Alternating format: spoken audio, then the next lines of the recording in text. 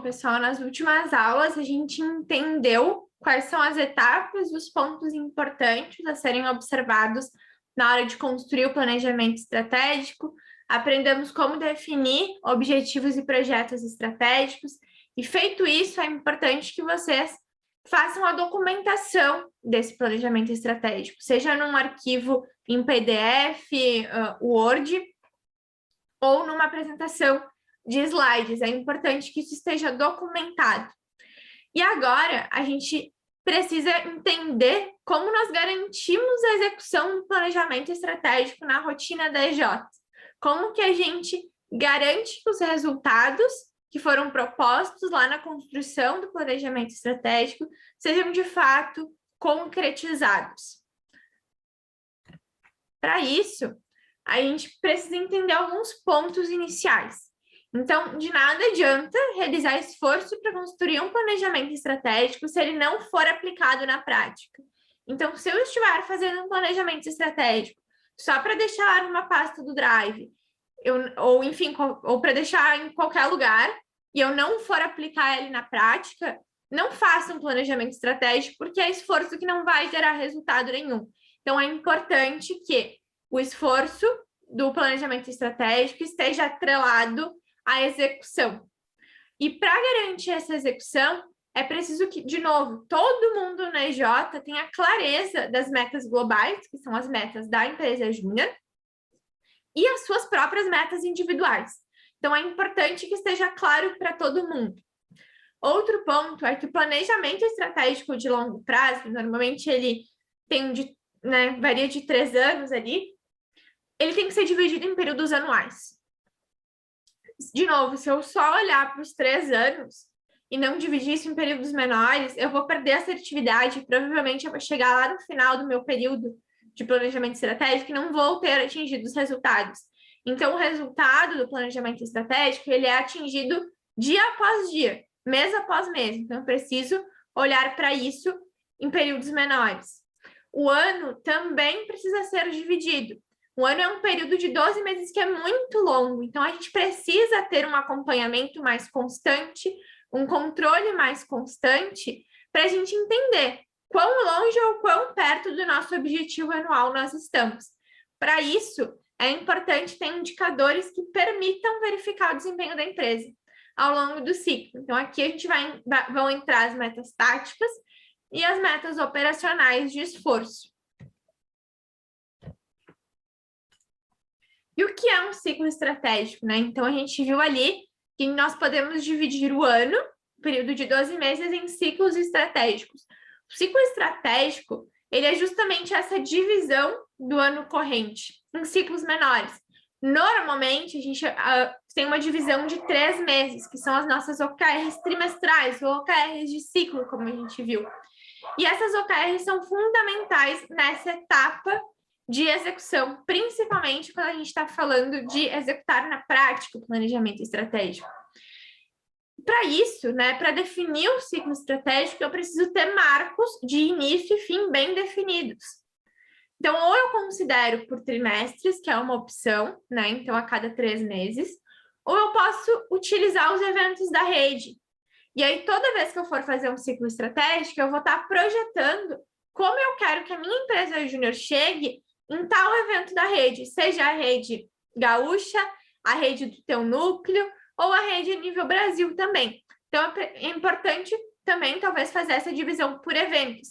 Inclusive, eu recomendo até mais essa divisão por eventos no contexto de empresa júnior do que a divisão trimestral.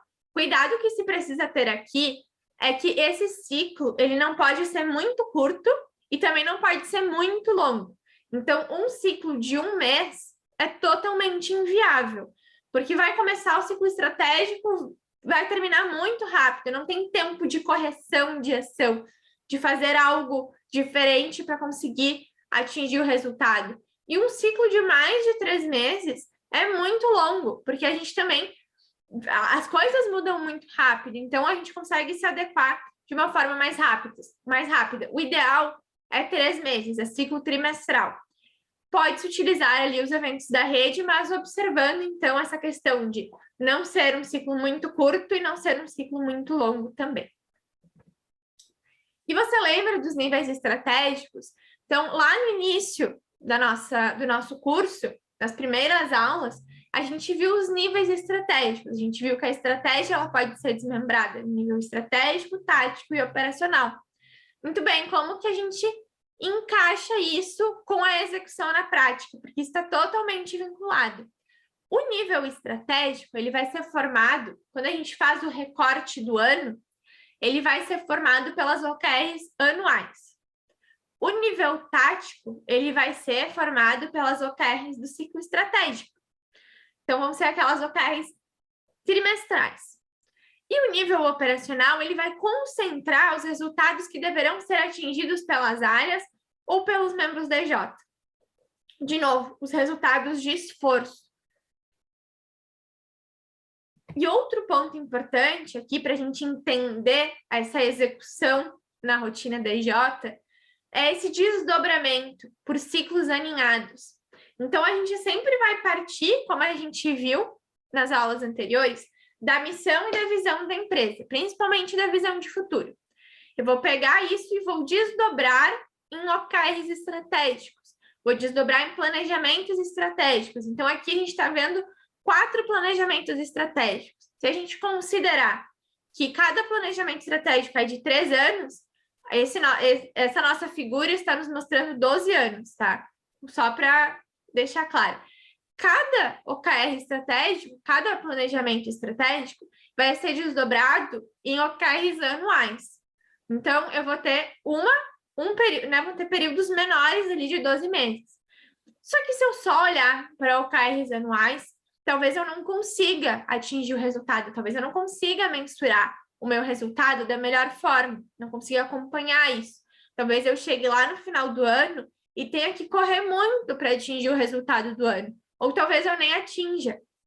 Então, a gente desdobra isso mais um pouquinho para as OKRs trimestrais ou OKRs de ciclo, como queiram chamar, para justamente a gente conseguir ter maior autoridade e maior poder de ação dentro dos resultados, para que sim, no final do ano a gente chegue lá atingindo as nossas metas. Então, aqui a gente vem para um exemplo prático. Voltando para a nossa empresa júnior fictícia, que tem por visão ser a maior empresa júnior do curso X no estado até 2024, a meta estratégica da CJ, a meta que está lá no planejamento estratégico, é alcançar R$500 mil de faturamento até o final de 2024. Quando a gente recorta isso para o ano, a gente vê que a meta anual dessa empresa júnior para o ano de 2022, então aqui a gente fez um recorte para o ano de 2022, a meta anual dela, já no esquema de OKRs, prestem atenção nisso, que já estamos olhando aqui como OKR, ela vai ser alcançar o autocrescimento. Então, no final de 2022, essa empresa júnior quer ter alcançado o seu autocrescimento. Para isso, ela precisa atingir R$150 mil de faturamento, colocar 20 projetos, ter vendido 20 projetos e alcançar 70% dos membros executando projetos. Porém, a gente precisa dividir isso em um período menor. Então, nós vamos olhar para o recorte do primeiro trimestre de 2022. Essa empresa júnior fictícia, no final do primeiro trimestre, no dia 31 de março, ela quer ter atingido o farol verde. Para atingir o farol verde, ela precisa de 37.500 de faturamento, 5 projetos e 20% dos membros executando projetos. Então, é importante aqui a gente olhar justamente isso. Eu estou pegando algo que é maior, que talvez em um primeiro momento possa até parecer inalcançável, e estou quebrando isso em algo menor, que é mais atingível, que é mais fácil de eu atingir. Eu consigo ter um controle maior sobre isso. Mas será que só isso garante o desempenho das áreas e dos membros da EJ? Será que só isso garante o resultado? Bom, só isso não garante. Porque por mais que a gente fez o desdobramento ali por trimestre, a gente ainda está trabalhando em algo muito amplo, em algo que talvez a gente, enquanto membros da EJ, enquanto lideranças da EJ, talvez a gente não tenha total controle sobre. Então, a gente precisa especificar isso um pouquinho mais e distribuir isso por áreas e membros da EJ. Então, a gente precisa entender como cada área contribui para o alcance dessa OKR trimestral e como cada membro da EJ pode contribuir também para isso. Então, dentro disso, né, para esse desdobramento, esse novo desdobramento, a gente vai utilizar um método de KPIs. A gente não utiliza as OKRs aqui. A gente utiliza as OKRs até o desdobramento do ciclo. Para desdobrar para as áreas ou para os membros, nós vamos estar utilizando os KPIs. KPI é um indicador-chave de desempenho. Basicamente, ele é um método para mensurar se as ações ou os processos da empresa júnior estão atendendo de forma efetiva aos objetivos propostos. Ele pode ser implementado de uma forma mais ampla, que é por área, ou de uma forma um pouco mais específica, atribuindo-se individualmente por membro. Deve-se utilizar também aqui a metodologia SMART. Quando a gente viu as OKRs, a gente viu que utilizar a metodologia SMART para determinar as OKRs era importante. Aqui também é importante para a determinação do KPI. A aplicação dos KPIs vai acontecer nos ciclos estratégicos trimestrais, como já havia falado. E é aqui que a gente garante o desdobramento da estratégia até o nível operacional. Então, no início do nosso curso, a gente viu que as lideranças precisam garantir o desdobramento da estratégia até o nível operacional, que todos precisam ter clareza disso. Então, as KPIs são uma metodologia, uma ferramenta importante para estar auxiliando nesse desdobramento e garantindo os resultados. Como que a gente faz isso? A gente tem as nossas OKRs trimestrais, nós vamos desdobrar isso por os KPIs, vamos estabelecer os KPIs por área ou por pessoa, e vamos acompanhar e adequar as ações. O acompanhamento e a adequação são muito importantes, porque se eu só desmembrar as ações, se eu só desmembrar o que é o OKR trimestral e atribuir KPIs para as pessoas ou para as áreas, e não acompanhar isso, eu vou chegar no mesmo problema, que é, vou chegar no final do meu ciclo estratégico, no final dos meus 3 meses, talvez eu não tenha atingido o resultado. Mas a jogada do ciclo estratégico é justamente isso, acompanhar, ver o que está ocorrendo da forma esperada, que não está acontecendo da forma esperada, o ideal é adequar a ação, é pensar em novas ações. Daqui a pouco a ação que está sendo desenvolvida por aquela área ou por aquela pessoa não está sendo efetiva. Então, a gente precisa pensar em outra ação ou daqui a pouco é só algum ajuste na hora de executar mesmo. E outra questão aqui é que é importante que as KPIs elas sejam construídas pelas áreas e pelos seus membros. Então, se eu for trabalhar com KPI por área, a galera que faz parte da área precisa construir as KPIs da área. Elas não têm que receber, o pessoal não tem que receber a KPI pronta das lideranças da diretoria da EJ. O pessoal precisa construir as KPIs em conjunto, porque isso faz com que eles se sintam mais donos daquilo, se sintam mais parte. Então, garante a execução de uma forma mais efetiva. E voltando para o nosso exemplo, então tínhamos lá a nossa meta trimestral para o primeiro trimestre de 2020, o nosso desdobramento trimestral. Como que a gente projeta um KPI, tá? Aqui o exemplo ele está trazendo KPI por área, de uma forma um pouquinho mais ampla. Mas vamos lá. Eu preciso atingir 37.500 de faturamento, 5 projetos e 20% dos membros executando. O que a minha área comercial precisa fazer? Aqui é importante sempre basear esses números na taxa de conversão do funil, principalmente quando a gente fala de área comercial, para garantir que realmente esses valores vão gerar o resultado esperado. Então, né, supondo aqui nesse exemplo, a nossa empresa júnior fictícia, a área comercial da CJ, ela precisa realizar o fechamento de 4 contratos, realizar 15 apresentações de propostas e realizar a abertura de 30 novos contatos. Se eu quisesse desdobrar isso por pessoas, né, se eu quisesse atribuir um KPI às pessoas da área comercial pelo papel que elas executam, o que eu poderia fazer? Por exemplo, realizar o fechamento de 4 contratos. Eu tenho 2 pessoas que trabalham na função de closer.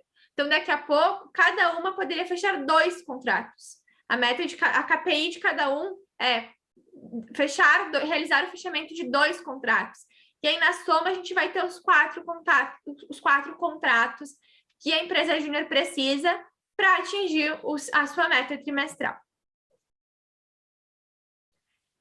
E eu falei também que o acompanhamento é muito importante, né? Dei uma pincelada ali nos slides anteriores de como esse acompanhamento é importante. Mas aqui a gente vai falar de fato desse acompanhamento. Então, por que é importante acompanhar? Porque quem não mede não gerencia. Então, se eu não estou medindo, eu não sei o que está acontecendo. Eu estou esperando o resultado final, mas eu não sei o que está acontecendo. E se eu não gerencio, eu não vou alcançar as minhas metas, eu não vou alcançar os meus objetivos desejados.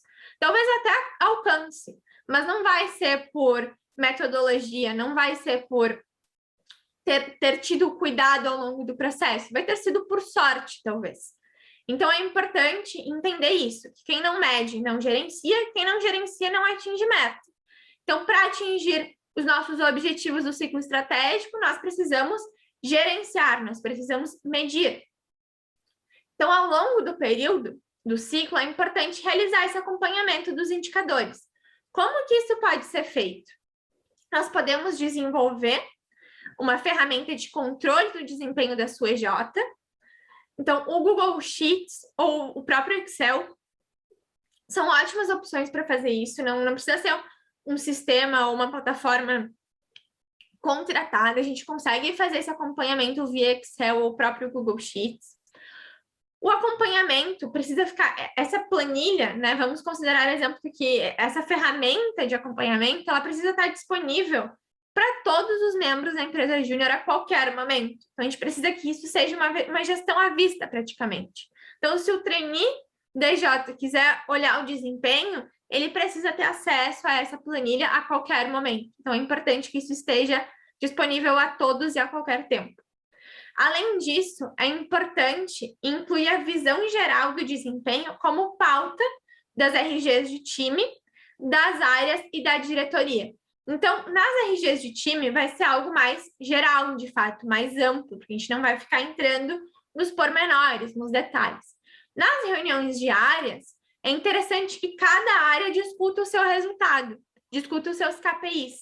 E as reuniões da diretoria, as lideranças precisam discutir o desempenho das áreas, eventualmente algum desempenho de membro de time também. E, além disso, a diretoria precisa olhar para o desempenho das metas trimestrais. Então, precisa olhar lá para as OKRs trimestrais também, as globais do ciclo estratégico. Mas e o pós-ciclo estratégico? Então, acompanhamos, mas finalizamos o nosso ciclo estratégico. Chegamos ao final dos 3 meses. O que faz a partir de agora? Bom, a cada final de ciclo estratégico, que é o nosso ciclo trimestral aqui, é importante promover uma reflexão por áreas sobre o desempenho em relação ao alcance ou não das KPIs. Além disso, também é importante promover essa reflexão entre a diretoria da EJ acerca do desempenho dos objetivos traçados para o período. E essa reflexão ela pode ser olhando para os resultados das áreas, olhando para os resultados dos membros e olhando principalmente para os resultados globais, né? Aquelas OKRs trimestrais que deveriam ter sido atingidas, que foram propostas. Feito isso, é importante que os pontos levantados, tanto pelas áreas quanto pela diretoria, sejam apresentados para todo o time. Então, todo mundo precisa estar a par disso.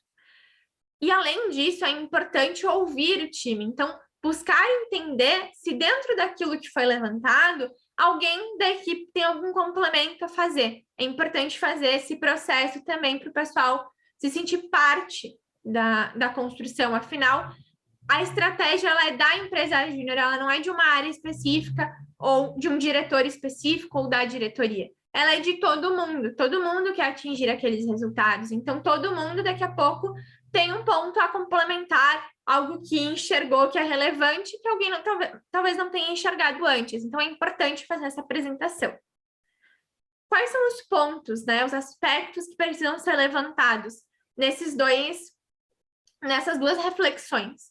Os pontos de acerto, então, o que deu certo, o que fizemos que trouxe resultado, os pontos de erro, então o que fizemos que não trouxe resultado ou que por algum motivo acabou saindo de uma forma que não foi planejada e essa forma não planejada foi algo ruim, foi um impacto ruim, e os aprendizados de forma geral. Então, o que foi aprendido com esse ciclo estratégico, que pode ser usado nos outros?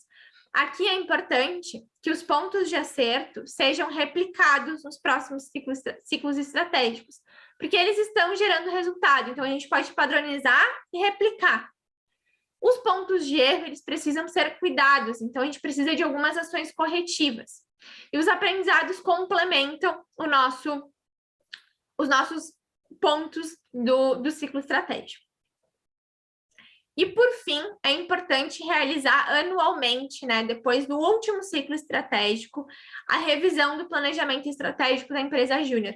Inclusive, o ideal é que essa revisão ela seja feita ao longo da cogestão entre as duas diretorias, a diretoria do ano corrente e a próxima diretoria. O pessoal do ano corrente tem os ensinamentos e toda a experiência, e o pessoal da próxima diretoria já consegue aproveitar isso também. Então, o ideal é que isso seja feito em conjunto das duas diretorias da empresa júnior. E outro aspecto importante e relevante aqui é que a construção ao longo do ano dos ciclos estratégicos, ela precisa ser feita de forma antecipada. Então, se eu estou terminando o meu ciclo, se meu ciclo estratégico ele vai até março, né, como a gente viu no exemplo, até o final de março, no início de março eu já tenho que estar planejando o meu outro ciclo, que vai de abril a junho. Então, eu preciso ter um tempo de planejamento aqui também. Um mês é tranquilo de estar fazendo essa construção, mas é importante que vocês saibam que não se deve esperar o ciclo acabar para construir o próximo, mas já construir de forma antecipada. E nessa aula era isso, né? Por hoje era isso. Essa aula a gente conclui, então, a parte de como executar o planejamento estratégico no dia a dia. E nos vemos na nossa última aula, que é a nossa aula de conclusão do curso.